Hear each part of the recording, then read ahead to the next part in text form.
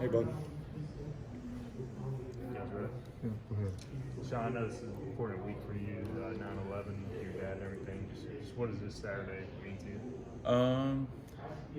Every Saturday is important when we're playing, but this day is obviously pretty impactful in my family, and I've gotten to play on September 11th once before, and it was pretty special back then. I think it's going to be really special on Saturday, with it being the 20th anniversary. What year was the other time? Was that in college or high school? My senior year of high school, so 2015 in the Okay. fall. Gotcha. Yep. Is your family going to be here Saturday if y'all work Yeah, all of that? my mom and dad will be here, and a few other family members. Okay. What do you remember just about that day at that time? I was 3 or 4, so my memories are a little fuzzy, but I know everybody was really sad. I know that sounds obvious, but that's kind of all I can remember from it. Were you up there, or was it? Were you? We were living in New York. So Yes. y'all, the whole family was there at the time. Okay, Yeah. gotcha. What has your dad told you about that day?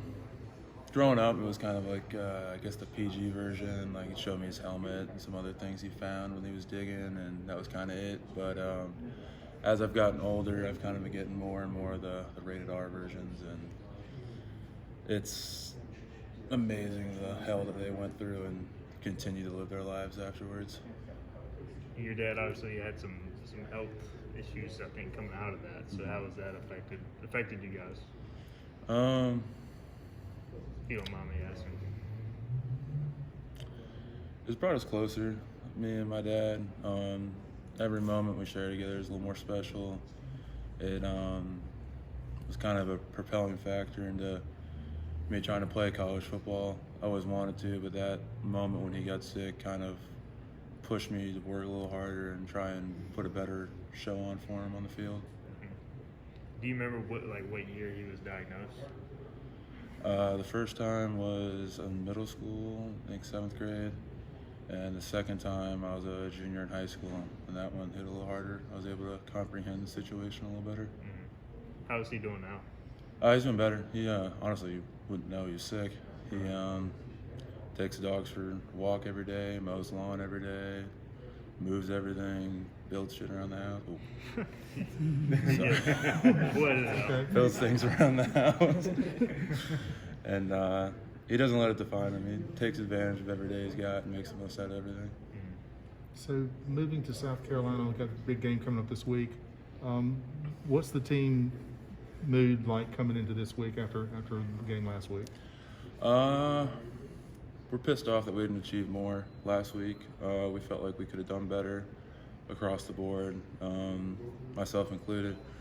We're really excited for another opportunity to show how hard we've worked this offseason. We're looking forward to a great matchup.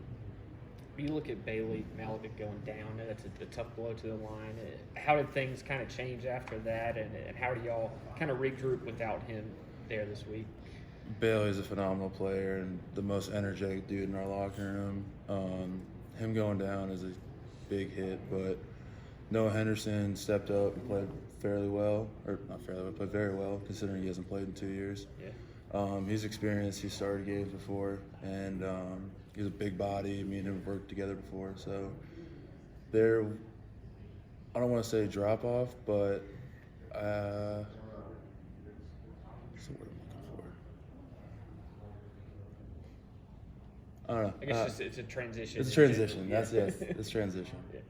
And last week was Avery's first time playing center, and I'm sure he had a lot going on. How do you think what do you think he can learn from that? And then you guys playing next to him, how do you think y'all can grow going forward? Yeah, first game jitters. This is his first time playing center. It's a very difficult position. In my opinion, it's the hardest position in football. I think he's going to attack it this week, and I think he's going to do very well on Saturday. Do you guys relish the challenge of playing South Carolina? I mean, they always say about SEC is big, physical. Like, is that something you look forward to? Absolutely. It's we all grew up in the South, so we all wanted to play in the SEC. So getting to play an SEC team is very exciting. So what's your sense of what this team has to do to be successful against a team like South Carolina? We need to play like us. We need to play our game. We need to stay fundamentally sound, trust the game plan, and execute the best we can. So just going back to we'll talk about the beginning. So your family lived there. Were you born there in New York and kind of lived Yeah, there? we, When did you kind of move down here, that type of thing? We moved down, I think, in 2004. Okay. So after 9/11, my dad retired from the fire department, and we moved down south. Okay. Mm-hmm. And then you stayed here Yeah. since, obviously. Okay, Yeah. cool.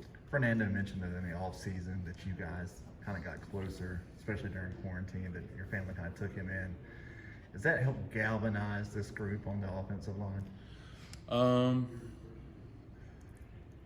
Our group's always been close. I'm sure having two 6-year, 7th-year seniors that are as close as me and Nando are might help the group's cohesion, seeing how we work well together and bounce ideas off each other. But two guys getting along doesn't get it done. The whole unit has to work in unison. With the combination of 9/11 and home game, what are your emotions? Do you think will be like Saturday? It's excitement. How do you kind of try to channel that? I guess once the game gets going. It's exciting and it's special. Pre-game, I'll probably be a little jittery and out of my mind, but once it's time for kickoff, I think I'll be able to shut it out and just play. Cool. Thanks, Sean. Nice show.